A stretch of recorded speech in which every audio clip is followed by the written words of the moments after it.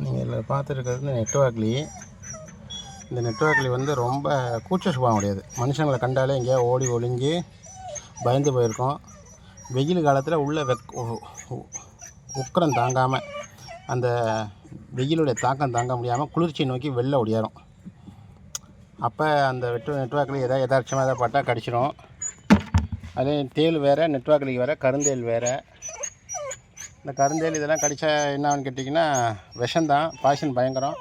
ஆனால் அது கடித்த பிறகு அது தப்பிச்சிட்டோம்னா நம்ம உடம்புல ஏதோ ஒரு டாக்ஸிஸ் சுரக்கும்பாங்க. அது வந்து அதிகமாக சுரக்குமா உடம்புக்கு ஆரோக்கியம்னு சொல்கிறாங்க. இது எந்த அளவுக்கு உண்மை போயின்னு தெரியல.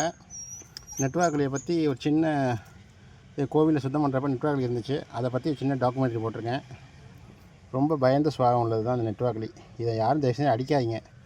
இதை அடித்து கொலை பண்ணி அந்த புதைச்சி அதில் இருக்க சின்ன சின்ன அதோடய வால் மணியை எடுத்து குழந்தை இடுப்பில் கட்டினா பயப்படாதுன்னு சொல்கிறாங்க. அதெல்லாம் எந்த அளவுக்கு உண்மைன்னு தெரியல. அதெல்லாம் செய்கிறாங்க. நெட்வாக்லியெல்லாம் விட்டுறணும். ஏன்னா அது மண்ணுக்கு அடியில் வாழக்கூடியது. யார் தொந்தரவும் பண்ணாமல் நிம்மதியாக இருக்கக்கூடியது. அதை நம்ம வந்து தொந்தரவு பண்ணக்கூடாது என்றைக்குமே. தேங்க்யூ.